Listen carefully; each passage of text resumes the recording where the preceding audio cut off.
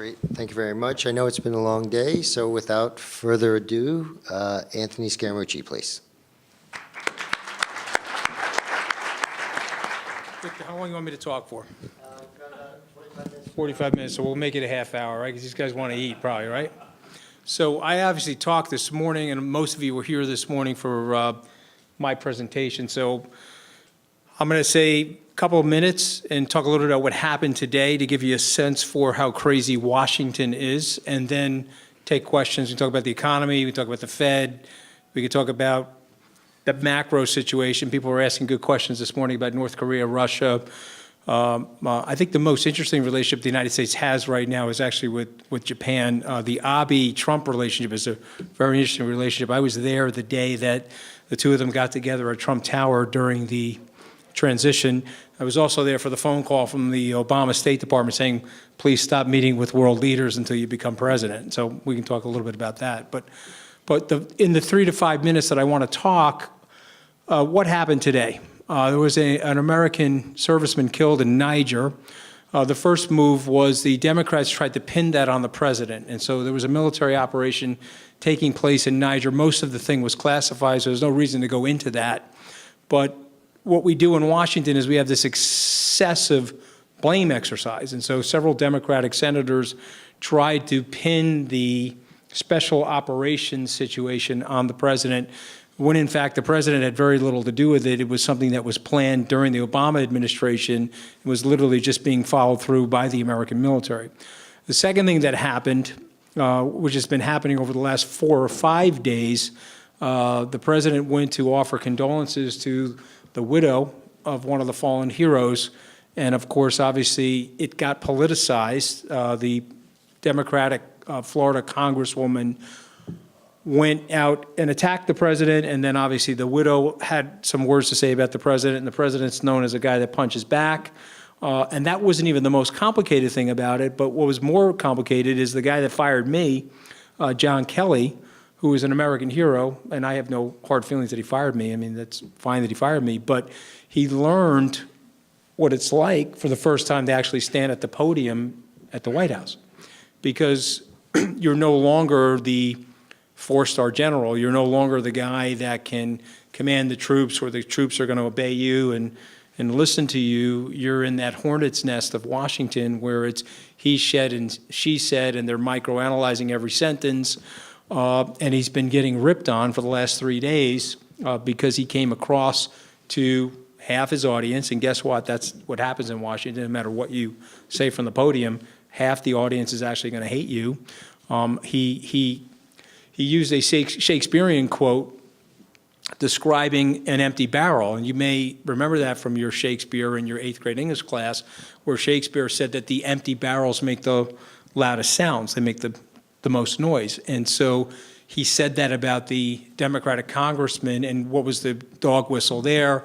That was a racist thing to say about her because she's African American. And so I'm bringing all of this up because it ties back into the conversation that we had earlier today, that you've got massive situations going on right now. You've got a diplomatic rapprochement, hopefully with North Korea. You're negotiating with the Russians on how to deal with the Syrian situation. You are trying to figure out what to do with the Iranian deal. We can certainly talk about that if people ask me questions about it. And at the same time you're trying to do all of that, you're dealing with the media and the press wanting to micro-focus, and this is today's de jure question. And so guess what will happen is it will pass, and then a week from now, there'll be another hysterical thing that's happening, and that will be de jure. If you like this sort of stuff, you can go to 2weeksoldnews.com, and you can go on the website 2 Weeks Old News, and it'll remind you of what the hysteria was 2 weeks ago. And that's what we do now in Washington. And so this is a very, very damaging thing. Again, whether you like the president or you don't like the president, or you're a Democrat and only love Democrats, or you're a Republican and only love Republicans, it really doesn't matter anymore. If we don't figure out a way to put it together, it has great consequences for all of us, from us here to our children and grandchildren. So I can talk about anything, and I'll make the remarks brief so you guys can get to dinner. Yes, sir.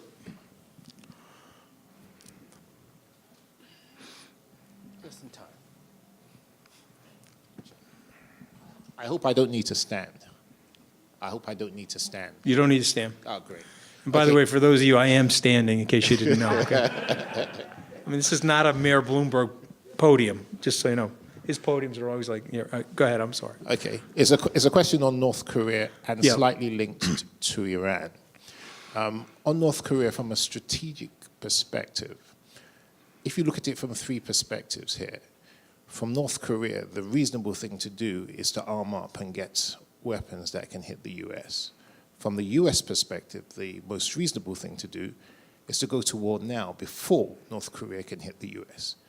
Now, from an objective third-party perspective that's not linked to either North Korea or the US, would be to say, why don't we make North Korea a rich country where they have so much to lose that they won't even think about going to war? Now, both North Korea and the US are hemmed in their own respective thought process, which I've explained before. Very few people are going down the route of the third option, which is to empower North Korea, take off the sanctions, allow a lot of trade to go through, and allow the country to be wealthy. And once it is wealthy, it then has a stake in the international system and less likely to go down the war path. Well, that's just one part. And then the other part of the equation links into Iran. If Donald Trump's strategy is to disembark or to extricate itself from the Iran nuclear deal, which he clearly says he doesn't like, then that only makes any reasonable country like North Korea to not even consider any kind of negotiation, not just with Donald Trump, but with any other American president that may take the tacks of Donald Trump in the future. Listen, it's a very, very complicated situation, and you really have to understand the history of the peninsula. You have to understand the negotiations that were put together between then the Maoist China with the Eisenhower administration, and then you have to look at what President Obama was calling strategic patience, which was the last military/diplomatic policy initiative with North Korea. You may or may not remember, but in 1994, President Clinton cut a deal with his father, and there was a promise made that there would be no creation of nuclear weaponry for that deal. By 2000, Al Gore was in agreement with George W. Bush that that deal was in fact a mistake because they reneged on every piece of that deal. They got the money, and they reneged on the deal, and they nuclear armed. So it's a very, very complicated situation. I don't want to make light of the situation, but if you were here earlier today, what I said, the most likely outcome is that there will be a negotiated settlement with the North Koreans, but you've got to get the Chinese. Did you want to say something?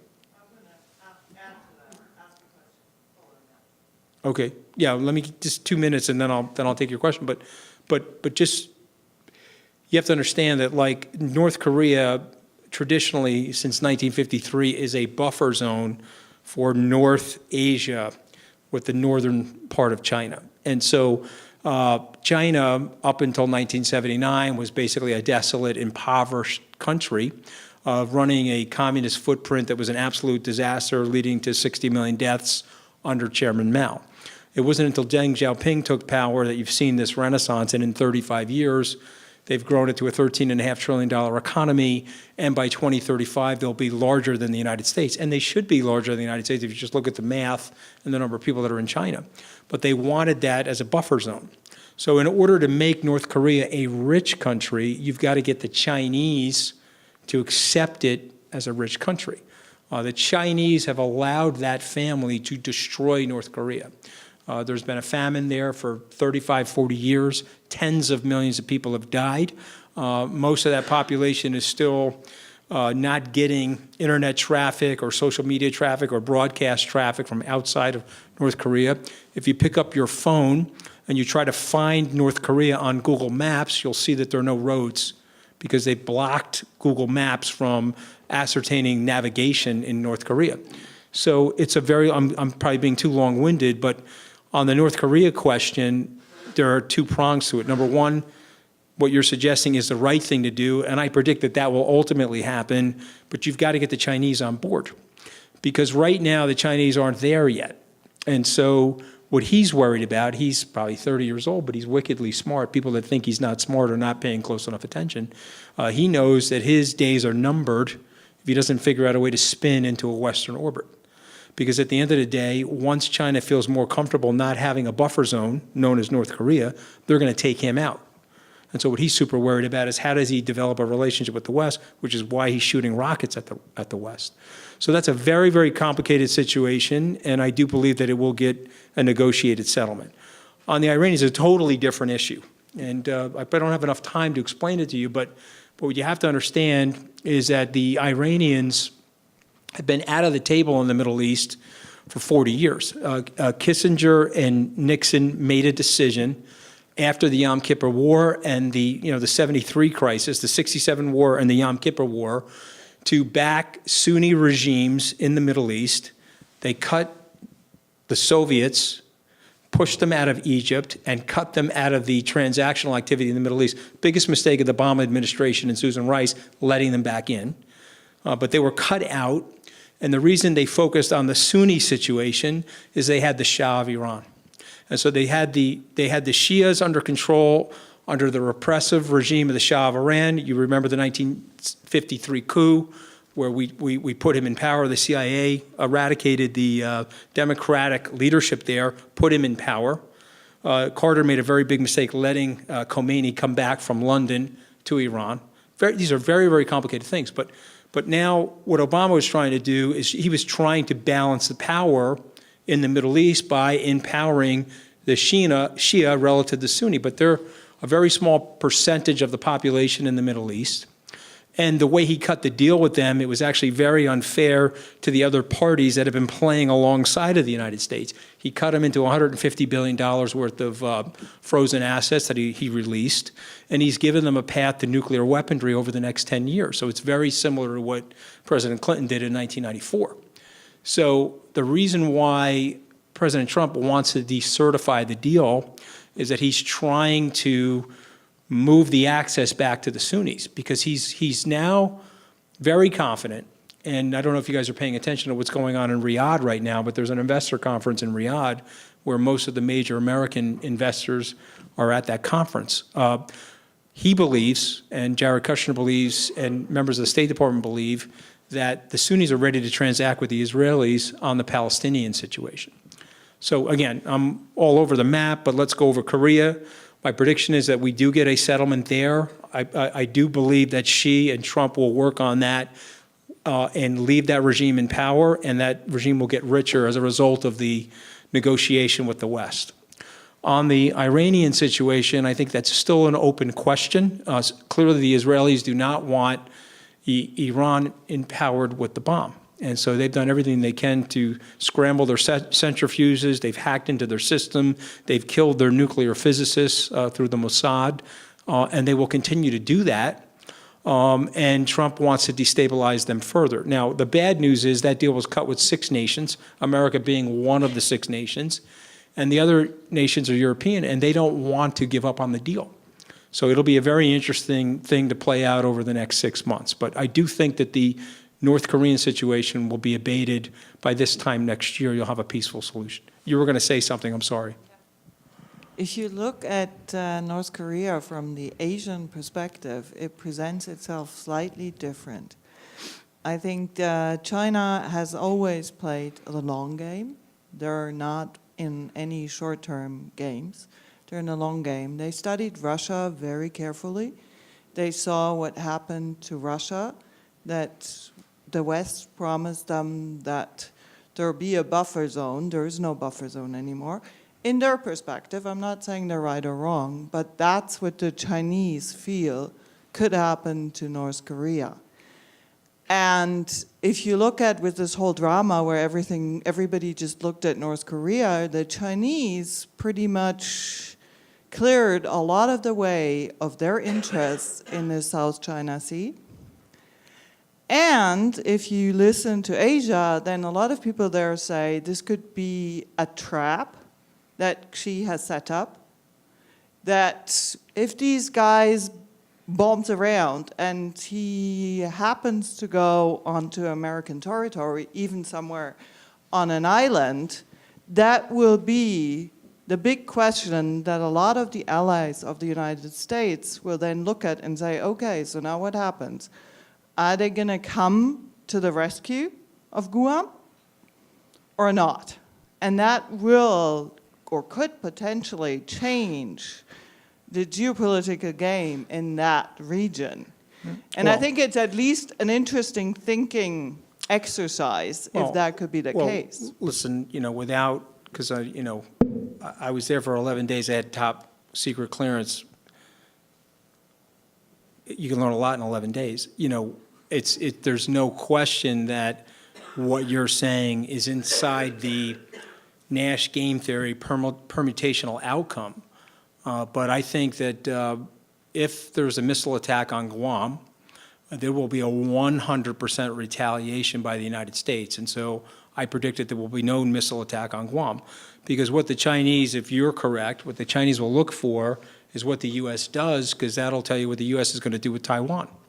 Now, and you may like this if you're Asian, or you may not like this, but look at what they did with the Spratly Islands, and look what they've done with these man-made islands that they put in the South China Sea.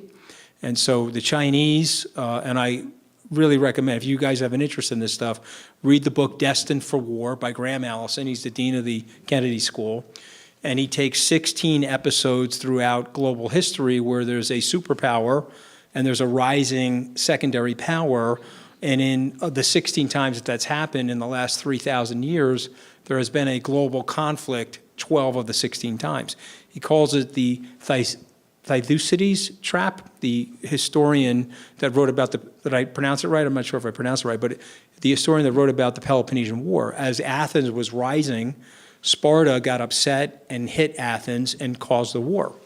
And so Dean Allison's position is we have to be very careful. One of the things that he writes in the book is about Teddy Roosevelt. And one of the 4 times in history where we didn't go to war, it was the decline of Great Britain and the rise of its kissing cousin, the United States. And because of the legal system and the cultural identity with each nation, the Brits were able to tolerate the rise of the United States, but they demarcate in the book what Teddy Roosevelt did during his administration, which was very imperialistic and very aggressive. And then he says, okay, let's say that President Xi was doing the identical things that Teddy Roosevelt did 110 years ago. Would there be a war with the Chinese or not? And we know in this room there would likely be a war because different cultures, East versus West, different religions, different geopolitical systems. And so to your point about China, and this is one of the biggest compliments I can give China, the United States doesn't have a 25-year plan, even a 10-year plan. The Chinese have a 250-year plan. So if we don't get our stuff together, quickly, we're going to be in a position with them that the world's not going to like, and it will present itself as a global conflict. So I hear you, but I don't want you to think that thought has not gone through the Situation Room at the West Wing, because it has. Take a couple more questions, and then we can break for dinner. I'll take this one over here, and then I'll get to you, Alan.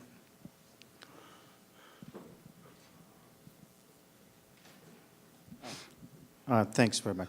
My name is Sidney Armani. I'm with FinTech World. We're a media company. I have a question, an economic question about this, like tokenomic questions. What do you think about Bitcoin and the digital asset is what's happening? Do you think it's a fraud or is it a future? Mm-hmm. So I've done a lot of work on this, and I have to fully disclose to you that I'm actually one of the founders of LedgerX. So if you know LedgerX, actually at the SALT conference 3 years ago, we introduced LedgerX to a group of hedge fund managers. Myself and 3 other guys backed them. And if you don't know what LedgerX is, it's the first SEC sanctified cryptocurrency exchange. And they did their first trade. They got their license about a month ago. They did their first trade on October 16th. And so they are set up to do trades in a variety of cryptocurrencies. So I think the cryptocurrencies are here to stay. If you don't believe me, ask your children about the cryptocurrencies, because they are ready to accept the cryptocurrencies the way young people were willing to accept paper 150 years ago in exchange for gold. And so as we all know, right now, paper that's in your pocket, assuming that you have paper in your pocket, because a lot of people don't even carry paper in their pockets anymore, but if you have paper in your pocket, it's not backed by gold, it's no longer denominated in gold, and it's a fiat currency backed by the American government or whatever government that's backing it. And so Jamie Dimon, who I have an enormous amount of respect for, that says it's a fraud, is also talking his book because of his relationships with these central banks and his relationships in the global foreign exchange community. It's not in his interest to prop up these cryptocurrencies. But you've asked me, I think the cryptocurrencies are here to stay. Certainly Bitcoin is. Ethereum is probably here to stay, and there's a couple others like that. And there's a lot of reasons why they're here to stay, but the main reason is the millennials, our children, my 25-year-old son, has already accepted it. And so I think it's here to stay. Yes, sir. Yes, Anthony, what's your view of the Trump administration's policy on the treaty with Iran that's in place and about tearing up and him potentially voiding the agreement and the potential for war that could lead to? Yeah, well, it's not the last piece of the Venn diagram is war. And if you want to ask me who's winning the war right now, it's 3-0 Iran. Because Iran has more Iranian intelligence officers in Iraq and more Iranian militia in northern Iraq than we have troops there. And when I was in Iraq in January of 2011, it took 9 months to create that fractious democracy, they needed 20-ish thousand troops to put down the rise of ISIS, known as Daesh in that area of the world, and to potentially prevent the refugee crisis that we saw once we got rid of the troops. And so if you guys are naive, you're allowed to be, because you're Americans, so we're allowed to be naive, but if you really understand ISIS, what is ISIS? ISIS was put together by Iraqi Republican Guard and Iraqi intelligence officers under the theme of a radical regime, so that they could enlist radical support from radicalized Muslims to help them take over these oil fields, which they are now selling the oil in the black market. And so we made so many mistakes. The first one was the actual invasion of Iraq, but the second mistake, and probably the more damaging mistake, was that we had the opportunity to buy the Iraqi Republican Guard for $100 million US. George Tenet wanted to do it, and Paul Bremer, Paul Wolfowitz, and Donald Rumsfeld did not want to do it. And so what they did was they released the Republican Guard from their duties. They discharged them. 60% of them went into the resistance and probably added 10,000 casualties, wounded and deaths of American military, and created what ultimately became ISIS. And so, once you go to war, it's like what Churchill said about the war or what Mike Tyson said about a fight. All plans go by the wayside once you're punched in the face. And so all of these unintended consequences happen as a result of going to war. And so we are where we are right now. But what clearly happened, which was unintended, is that we gave a tremendous amount of power to the Iranians. Okay, so they're funding Hamas. They're propping up the Alawite tribe in Syria. They are controlling large parts of Iraq. They're infiltrated into the Iraqi government. And so what the president's trying to do is he's trying to come up with a way to check them. And so I think the rhetoric is one to check them, but I think the reality is that we're not going to be able to check them because we have 5 other nations that are involved in that deal.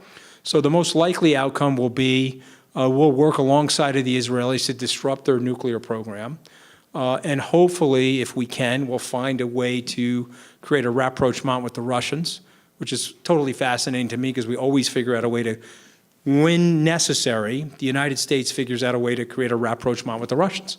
And so Henry Kissinger, if he was standing here, and I had 2 or 3 meetings with Dr. Kissinger with the president when he was president-elect, Kissinger would tell you that the mistake the Obama administration made with Putin is they could have treated him more delicately and they could have formed a bilateral relationship with him in the spirit of a historical relationship with Russia. But because Obama started calling him a second-rate power or a regional power, that's not so great for Russian pride or for Putin himself. And so he's done some very aggressive things to us in the Middle East. which frankly we should have never allowed to happen, and he never would have needed to have been in the Middle East if we had handled them properly. So my guess is that we will create a rapprochement with Putin, and we will check the Iranians at some point. But I don't see a war there either, because you have to remember something. To this gentleman's point of view, if you want to stop terrorism, you have to fight poverty. You want to stop terrorism, you give a 21-year-old radical a great T-shirt, an iPhone with earbuds, and a girlfriend. You give them those 4 things, they're not going to blow themselves up. Well, maybe if they get the girlfriend, they'll end up killing themselves. I don't know. I've been through a couple of rough marriages, so I don't know. Maybe that'll happen. But the point I'm making is that you empower people, you make them wealthy, you give them a reason to live. They have no reason to kill themselves. Here's the point of the conversation tonight. These things are so intensely complicated. Like my first intelligence briefing, when they were actually explaining what was going on in North Korea or explaining what was going on in Iran, and you're like, well, they didn't mention that on Fox News. That didn't show up on MSNBC.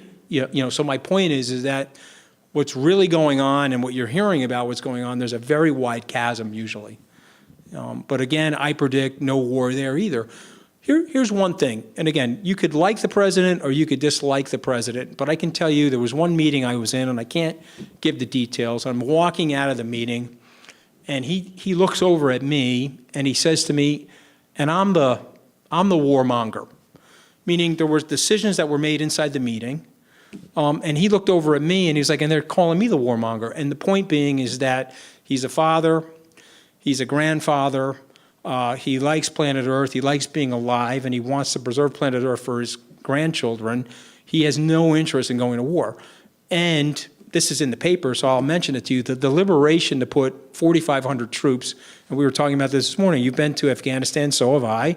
I asked this gentleman in the front here, would you put more troops in Afghanistan or less, knowing what you know? What did you say?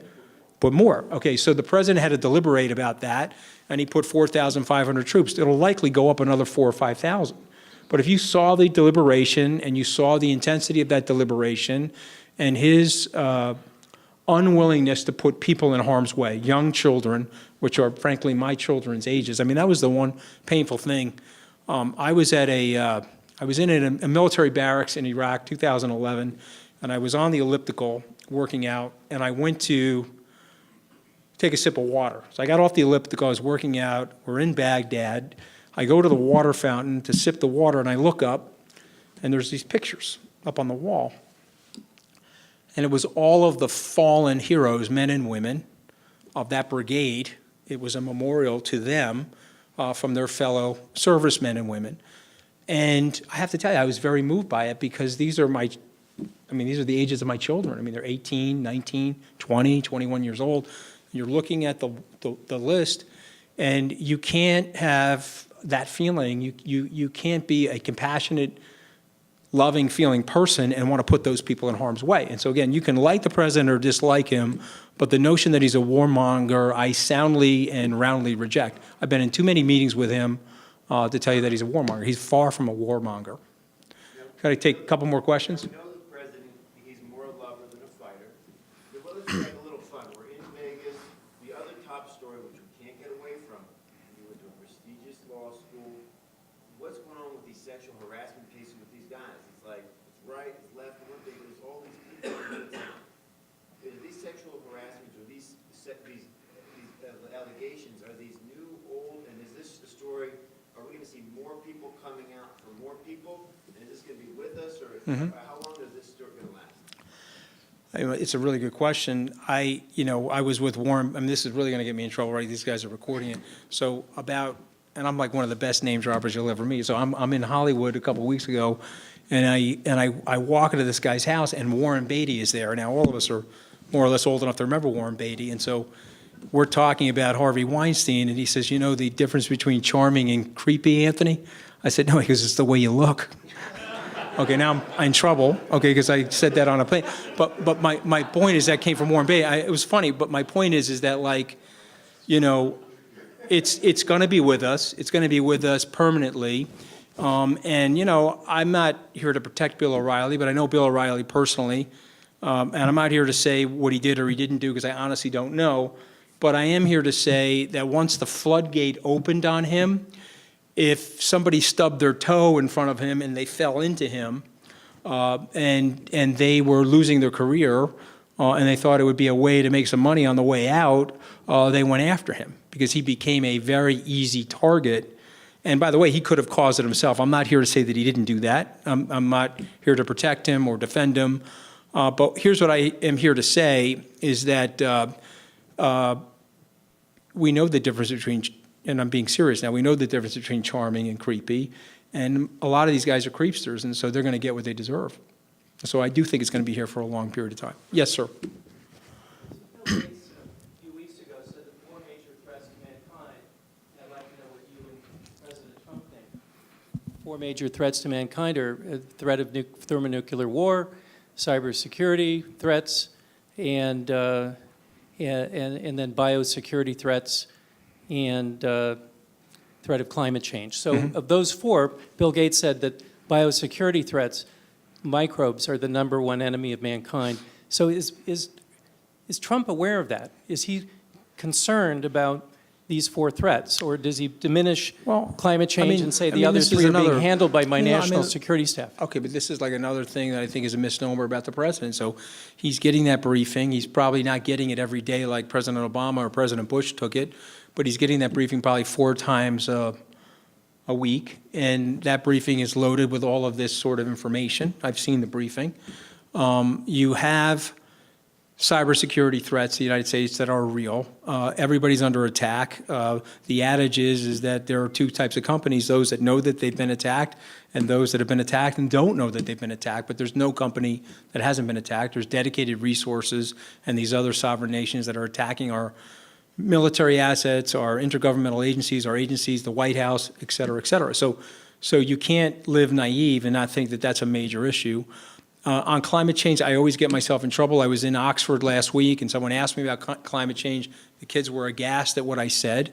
But what I said about climate change is it's probably 60% of it is being created by mankind, but it's not 100% being created by mankind. There's 40% of it that's probably happening as a result of where we are positioned relative to the sun and where the solar activity is.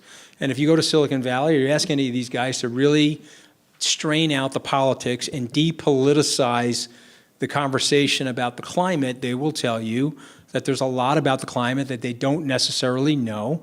And yes, the atmospheric conditions have gone up as a result of carbon emissions, and we have to figure that out for a number of different reasons. But one of the main reasons is the geopolitical situation, because if you can figure that out, then you can redeploy our assets around the world. Your gas at the pump is probably $2.50, but that's really artificial. It's probably costing you about $13 a gallon. That's all the taxes that you're spending from your payroll to fund the United States Navy and the U.S. military to protect the sea lanes to get that oil moved around the world, which creates that freedom of market activity. So when you see $2.99 and you're pumping it, it's really costing about $13. So the stuff is, again, very, very complicated. I think those are 4 legitimate things. I think the one that the president is probably the most concerned about is the thermonuclear one, because I think he looks at that one and says, geez, this is one I sort of, I can be very helpful on in terms of allaying it and preventing it. And again, he's been criticized about saying nice things about Vladimir Putin, but there is only one nation in the world that can take out this nation in 35 minutes. Okay, and so we don't talk about it as much as we did in the 1970s or the 80s, but the Russian Federation can take out the United States in 35 minutes. So why not try to have a better relationship with the Russian government than we've had in the past? And I don't understand why that's that big of a deal, because in 2012 at a debate in Florida, Governor Mitt Romney said that he was worried about Russia, and President Obama turned to him and said, well, you've got the 1980s are calling, and yes, you've got the hairdo for the 1980s, but you've also got the foreign policy of the 1980s. And the truth of the matter is Romney was probably more right than Obama, but now that it's flipped the other way, this is my point about how I started this thing. We're politicizing everything. We're now even politicizing a condolence call to the widow of an American serviceman. Now, again, you may like the president or not like the president, but I can tell you, did he gaffe on the call? Maybe he did. I didn't hear the call. I don't know. He could have gaffed on the call. That happens. Believe me, I've had my gaffes. I got fired for a big gaffe, right? It was 3 curse words on a recorded phone line, big deal, right? They treated it like it was a political crucifixion. But you know, he gaffed, and maybe he didn't gaff, but whatever. It's unnecessarily politicized. So I would think of those 4 things. He's probably most in check with thermonuclear issue. A couple more questions, then we'll take this one and that one and go to dinner. So a little bit, awesome. Really appreciate all the insight. A little helpful. You know a lot more than anyone else who doesn't have access to more information.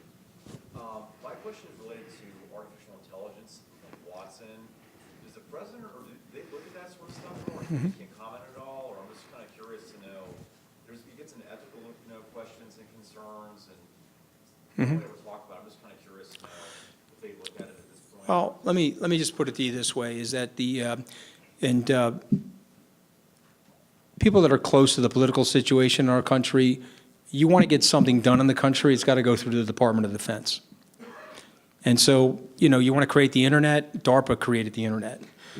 You want to go to the moon. It's an interesting political exercise and symbolism, but it ultimately went through the Defense Department because at the end of the day, they were looking at rocket and missile technology coming out of the Russians. Stole more Nazi rocket scientists out of Berlin and the surrounding area of Germany than we did.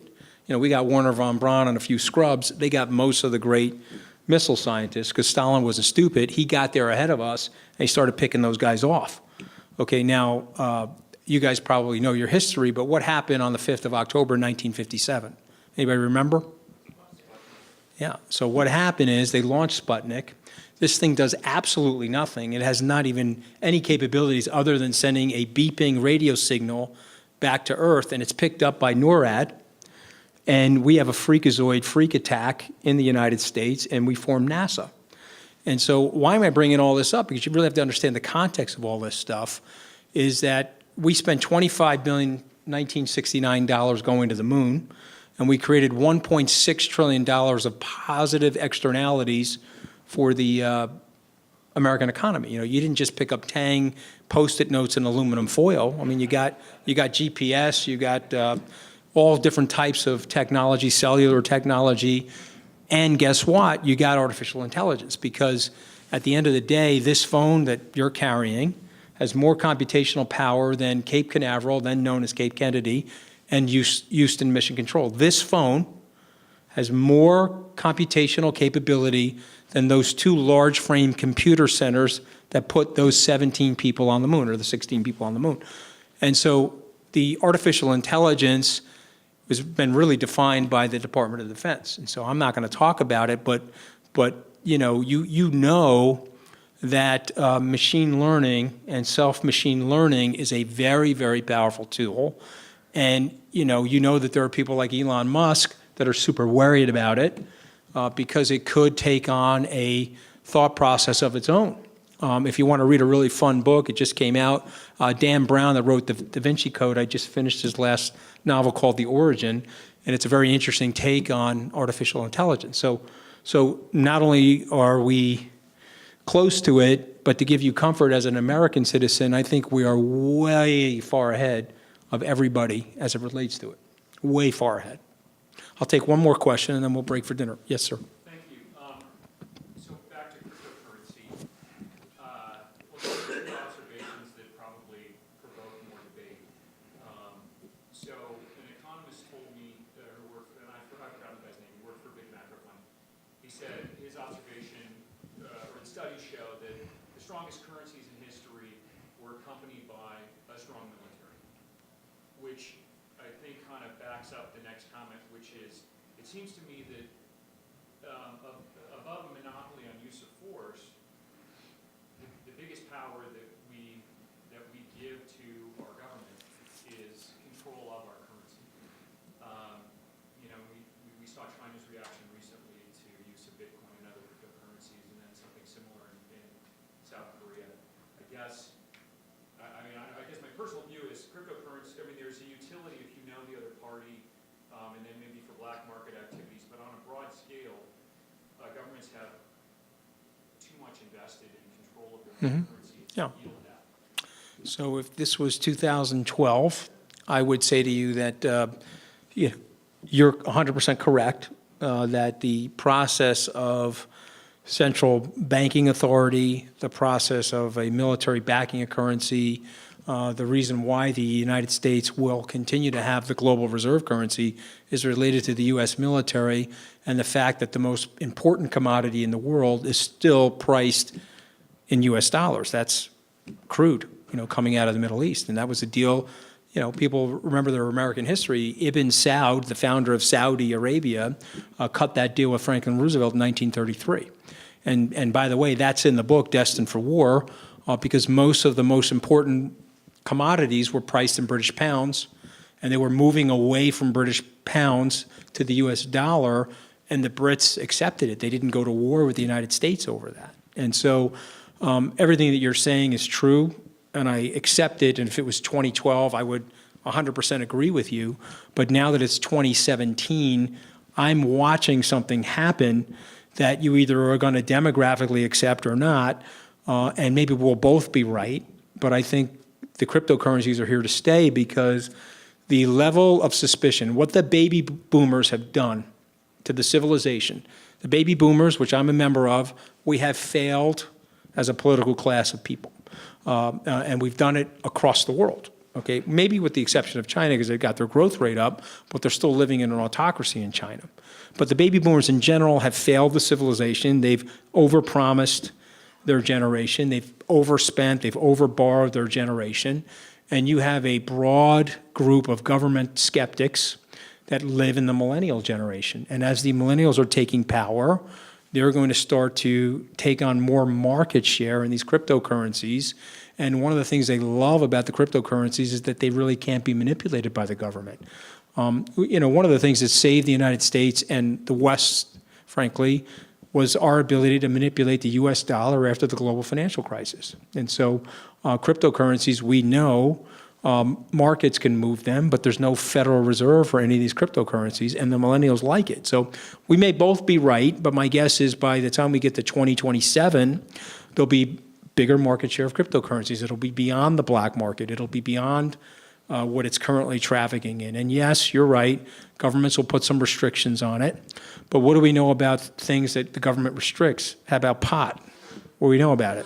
The more the government restricts it, the more the rebels in the society want to use it, which is one of the libertarian reasons why they want to legalize it, right? So I don't want to eat up too much time, but I want to end on something positive. That's cool, all right? I'm going to tell a quick story, too, if you don't mind, okay? This is the insanity of life, okay? So I was in the White House for 11 days. Some people say 10. It hurts my feelings when you say 10, because it was actually really 11. Somebody introduced me last week, said he was 10 days. I said, hey, dude, don't cheat me out of 9.1% of my federal career. Right? But I flew on Air Force One 3 times.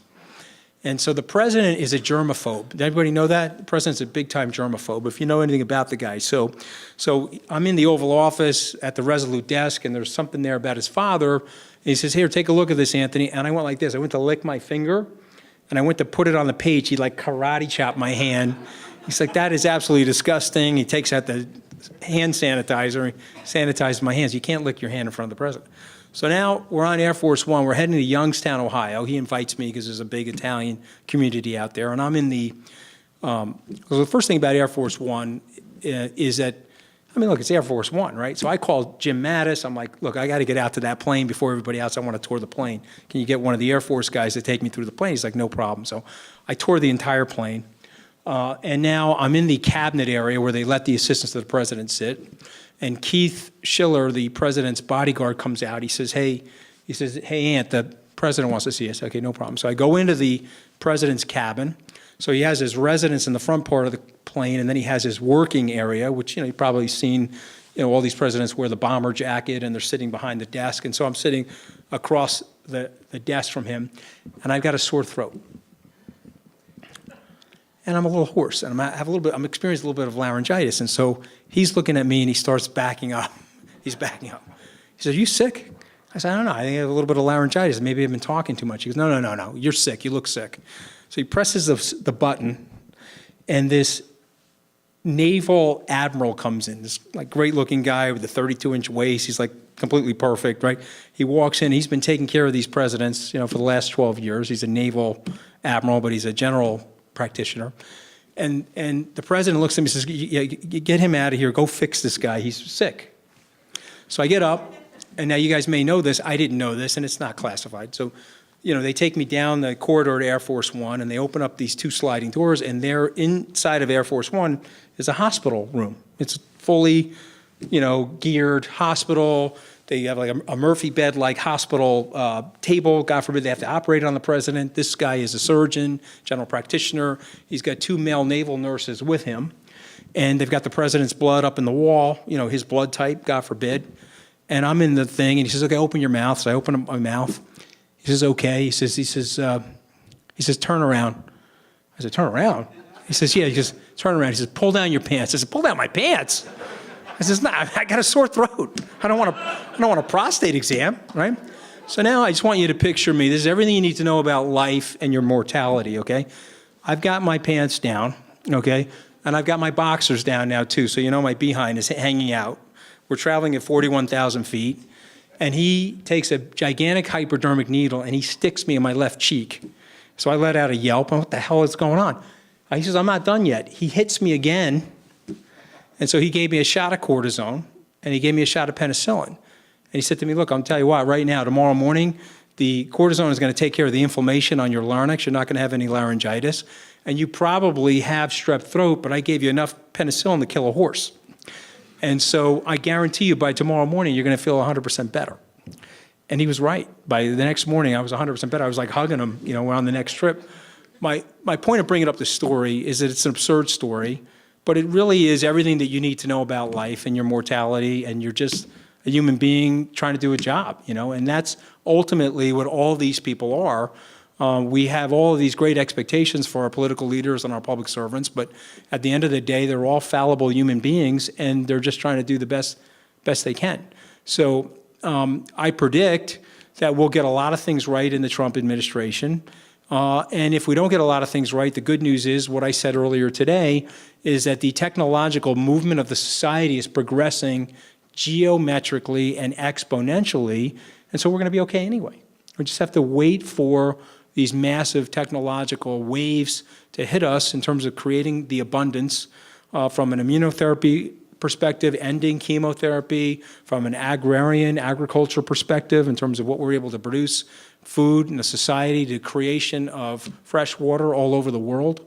All of these things we're right on the cusp of, and so we just have to prevent that thermonuclear war so that we can get there and make everybody rich, lift the 1.5 billion people that are still living destitute in poverty, and the place will be a lot better. And we just got to get there. But the good news is the advancement is there, and so I just wanted to end it on a positive note and tell you about the 2 shots I took in my ass on Air Force One. Okay? Thank you, guys. I appreciate it. Thank you.